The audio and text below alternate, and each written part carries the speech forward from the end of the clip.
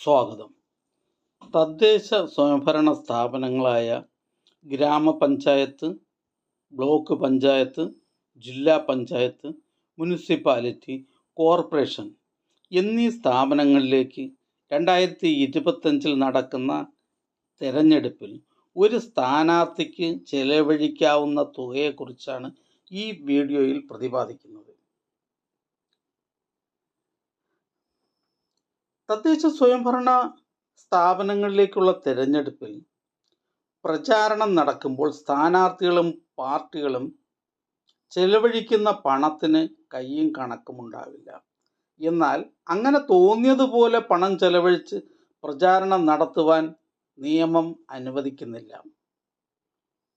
ഗ്രാമപഞ്ചായത്തിൽ മത്സരിക്കുന്നവർക്ക് പരമാവധി ചെലവഴിക്കാവുന്ന തുക 25,000 രൂപയാണെന്ന് സംസ്ഥാന തെരഞ്ഞെടുപ്പ് കമ്മീഷണർ അറിയിച്ചിട്ടുണ്ട്. ബ്ലോക്ക് പഞ്ചായത്തിലും മുനിസിപ്പാലിറ്റിയിലും സ്ഥാനാർത്ഥികൾക്ക് 75,000 രൂപയും ജില്ലാ പഞ്ചായത്തിലും കോർപ്പറേഷനിലും 1,50,000 രൂപയുമാണ് ചെലവഴിക്കാവുന്ന തുക. പരിധിയിൽ കൂടുതൽ ചെലവഴിച്ചാൽ 5 വർഷം വരെ അയോഗ്യത ലഭിക്കാവുന്നതാണ്. വോട്ടെണ്ണി ഫലം പ്രഖ്യാപിച്ചാൽ 30 ദിവസത്തിനകം സ്ഥാനാർത്ഥികളുടെ ചെലവ് കണക്ക് തദ്ദേശ സ്വയംഭരണ സ്ഥാപന സെക്രട്ടറിമാർക്ക് നൽകിയിരിക്കേണ്ടതാണ്. ചെലവ് കണക്ക് നൽകാതിരിക്കുകയോ പരിധിയിൽ കൂടുതൽ ചെലവഴിക്കുകയോ ചെയ്യുന്ന സ്ഥാനാർത്ഥികളെ ഉത്തരവ് തീയതി മുതൽ 5 വർഷക്കാലത്തേക്ക് തെരഞ്ഞെടുപ്പ് കമ്മീഷൻ അയോഗ്യരാക്കുന്നതാണ്. ഒരു സ്ഥാനാർത്ഥി നിക്ഷേപമായി ഗ്രാമപഞ്ചായത്തിൽ 2,000 രൂപയും ബ്ലോക്ക് പഞ്ചായത്തിലും മുനിസിപ്പാലിറ്റിയിലും 4,000 രൂപയും ജില്ലാ പഞ്ചായത്തിലും കോർപ്പറേഷനിലും 5,000 രൂപയും കെട്ടിവയ്ക്കേണ്ടതാണ്. പട്ടികജാതി പട്ടികവർഗ വിഭാഗക്കാർക്ക് നിശ്ചിത തുകയുടെ പകുതി കെട്ടിവച്ചാൽ മതിയാകും. സ്ഥാനാർത്ഥികളുടെയും രാഷ്ട്രീയ പാർട്ടികളുടെയും തെരഞ്ഞെടുപ്പ് പ്രചാരണം നിയമാനുസൃതവും കമ്മീഷന്റെ മാർഗനിർദ്ദേശങ്ങൾക്ക് വിധേയവുമായിട്ടായിരിക്കണം നടത്തേണ്ടത്. ഇതുമായി ബന്ധപ്പെട്ട വിശദാംശങ്ങൾ മാതൃകാ പെരുമാറ്റച്ചട്ടത്തിൽ തന്നെ വ്യക്തമാക്കിയിട്ടുണ്ട്. വാഹന പ്രചാരണത്തിനും പൊതുയോഗങ്ങൾ, പ്രകടനങ്ങൾ എന്നിവയ്ക്കും പോലീസ് അധികാരികളിൽ നിന്ന് മുൻകൂട്ടി അനുമതി വാങ്ങിയിരിക്കേണ്ടതാണ്. ഉച്ചഭാഷിണി ഉപയോഗം രാത്രി 10 മണിക്ക് ശേഷം രാവിലെ 6 മണി വരെ പാടില്ല. നിയമാനുസൃതമായ ശബ്ദപരിധി പാലിച്ചായിരിക്കണം പ്രചാരണം നടത്തേണ്ടത്.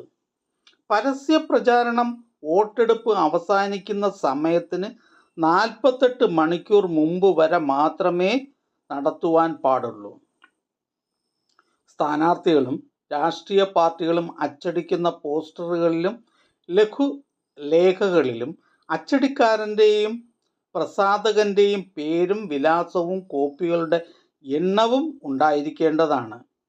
അച്ചടിക്കുന്ന രേഖയുടെ പകർപ്പും പ്രസാധകൻ്റെ പ്രഖ്യാപനവും ജില്ലാ തെരഞ്ഞെടുപ്പ് ഉദ്യോഗസ്ഥന് നൽകിയിരിക്കേണ്ടതാണ്. വോട്ടെടുപ്പ് അവസാനിക്കുന്നതിന് മുമ്പുള്ള 48 മണിക്കൂർ വേളയിൽ മദ്യനിരോധനം ഏർപ്പെടുത്തുന്നതാണ്. വോട്ടെണ്ണൽ ദിവസവും മദ്യനിരോധനം ഉണ്ടായിരിക്കുന്നതാണ്. തെരഞ്ഞെടുപ്പ് പ്രവർത്തനങ്ങൾ നിരീക്ഷിക്കുന്നതിനായി ഓരോ ജില്ലയിലും ഓരോ ജനറൽ ഒബ്സർവർ ഉണ്ടാകും. IAS, IFS തലത്തിലുള്ള ഒരു ഓഫീസറെ ഇതിനായി തെരഞ്ഞെടുപ്പ് കമ്മീഷൻ നിയമിക്കുന്നതാണ്. സ്ഥാനാർത്ഥികളുടെ ചെലവ് കണക്ക് നിരീക്ഷിക്കുന്നതിനായി ചെലവ് നിരീക്ഷകരെയും തെരഞ്ഞെടുപ്പ് കമ്മീഷൻ നിയോഗിക്കുന്നതാണ്.